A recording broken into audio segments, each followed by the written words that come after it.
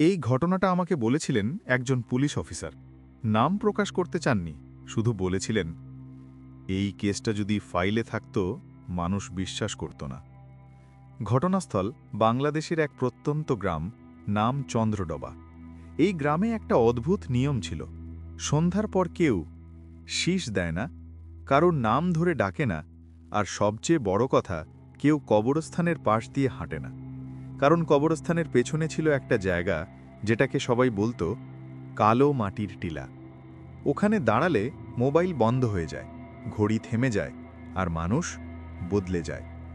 ২০১৯ সালের অক্টোবর মাস, গ্রামের এক ছেলে রাশেদ, ১৭ বছর, স্কুল থেকে ফেরার পথে নিখোঁজ হয়। শেষ দেখা গিয়েছিল কালো মাটির টিলার পাশে। ৩ দিন পর রাশেদের লাশ পাওয়া যায় কবরস্থানের ভেতরে। কিন্তু অদ্ভুত ব্যাপার, শরীরে কোনো আঘাত নেই, চোখ খোলা, মুখে হালকা হাসি, আর বুকে কালো ছাপ, একটা অদ্ভুত চিহ্ন যেটা দেখতে ছিল তান্ত্রিক তন্ত্রের সিলের মতো। ডাক্তার বলেছিল মৃত্যুর কারণ বলা যাচ্ছে না। গ্রামের সবচেয়ে বয়স্ক লোক খালেক চাচা বলেছিলেন, এইটা শুরু হয়েছে আবার, যেটা আমরা ২৫ বছর আগে থামাইছিলাম। আমি জিজ্ঞেস করেছিলাম, কি থামাইছিলেন? তিনি শুধু বলেছিলেন, একটা মানুষ যে মানুষ ছিল না। ২৫ বছর আগে এই গ্রামেই থাকত একজন শওকত তান্ত্রিক। লোকটা দিনের বেলা স্বাভাবিক, কিন্তু রাতে সে যেত কালো মাটির টিলায়। সে করত মানুষের চুল দিয়ে তন্ত্র, মৃত শিশুর দাঁত দিয়ে জাদু, আর সবচেয়ে ভয়ঙ্কর, নিজের রক্ত দিয়ে আত্মা বাঁধা তন্ত্র। একদিন গ্রামবাসীরা দেখে একটা ছোট মেয়ে নিখোঁজ। ৩ দিন পর ওর লাশ পাওয়া যায় শওকতের ঘরের নিচে।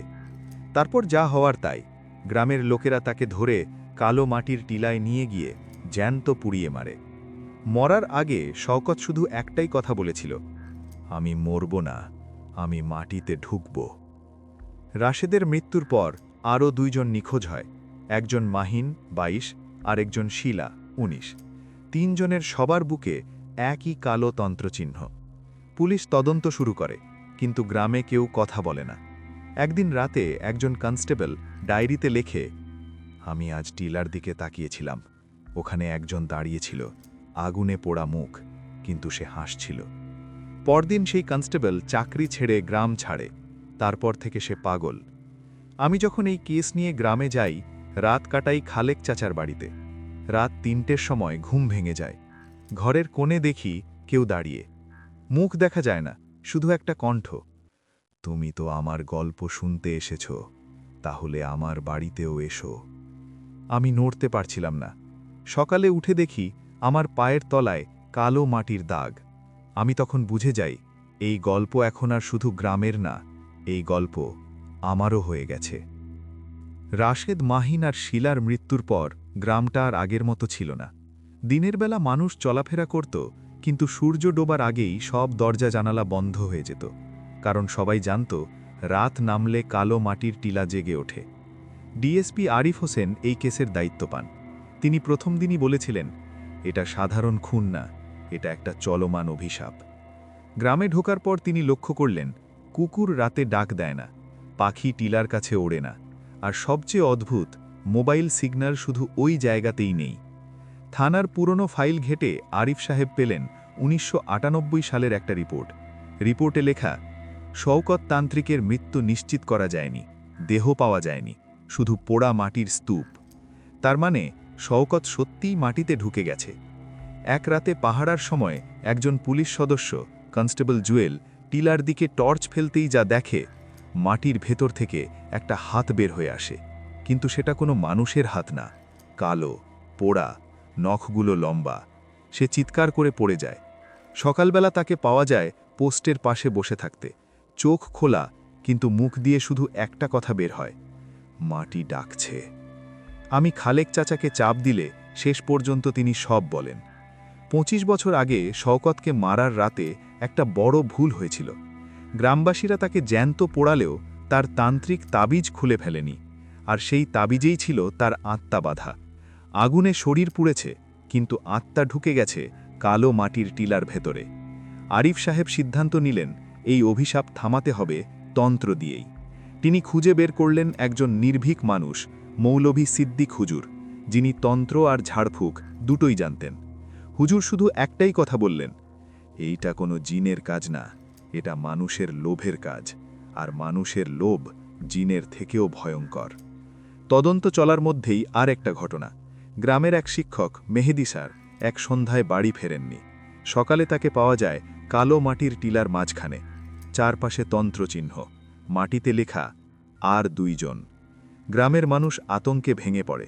সবাই বুঝে যায় শওকততান্ত্রিক আবার শুরু করেছে তার 5 জনের বলিতন্ত্র।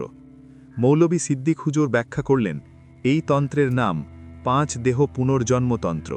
এর নিয়ম, প্রথম 3 জন শক্তি যোগায়, চতুর্থ জন দরজা খোলে, আর 5ম জন হয়ে যায় তান্ত্রিকের নতুন দেহ। এখনও পর্যন্ত 4 জন মারা গেছে, আর 5ম জন এখনও বেঁচে। হুজুর হঠাৎ আমার দিকে তাকিয়ে বললেন, এই কাহিনী তুই কেন শুনছিস জানিস? আমি মাথা নাড়লাম। তিনি ধীরে বললেন, কারণ তুই 5ম জন। আমার শরীর বরফ হয়ে গেল। আমি তো শুধু গল্প শুনতে এসেছিলাম, আমি কি করে শিকার হয়ে গেলাম? সেই রাতেই আমার ঘুম ভাঙে অদ্ভুত শব্দে, খস খস। বিছানার পাশে দেখি মেঝেতে কালো মাটির ছাপ, আর আয়নার সামনে একটা পোড়া মুখের ছায়া। সে ফিসফিস করে বলে, আর বেশি দেরি নাই, শরীরটা আমি নিতে আসছি। সেই রাতটার কথা আমি কোনোদিন ভুলতে পারবো না। তারিখ 12ই অক্টোবর, সময় রাত 12:58। গ্রাম চন্দ্রডোবা তখন নিস্তব্ধ। কুকুর ঘেউ ঘেউ করে না, ঝিঁঝি পোকাও ডাক দেয় না। মনে হচ্ছিল পুরো গ্রাম শ্বাস আটকে রেখেছে, কারণ সবাই জানত আজই শওকততান্ত্রিক ফিরে আসবে। মৌলভী সিদ্দিক হুজুর, ডিএসপি আরিফ হোসেন আর আমি 3 জন দাঁড়িয়েছিলাম কালো মাটির টিলার সামনে। হুজুর বললেন, আজ যদি তুই পালাস, এই গ্রাম আর কাল সকাল দেখবে না। আমি পালাইনি, কারণ আমি তখন বুঝে গেছি এই গল্পটা শেষ করতেই আমি এসেছি। ঠিক রাত 12টায় টিলার মাঝখানে আগুন জ্বলে উঠল। মাটি কাঁপতে লাগল, চারদিক থেকে কালো ধোঁয়া উঠতে লাগল। হঠাৎ মাটির ভেতর থেকে একটা কণ্ঠ, 5 জনের শক্তি পেয়েছি, এবার দেহ চাই। মাটি ফেটে বের হলো শওকততান্ত্রিক, পোড়া মুখ, ঝুলে থাকা চামড়া, চোখ নেই, কিন্তু তবুও সে আমাদের দেখতে পাচ্ছিল। শওকত আমার দিকে তাকিয়ে বলল, তুই নিজে আমার কাছে এসেছিস, তোর ভয়েই আমি আবার বেঁচে উঠব। আমি তখন বুঝলাম ভয়েই ছিল তার শেষ অস্ত্র। হুজুর মাটিতে কুরআনের আয়াত লিখতে লাগলেন।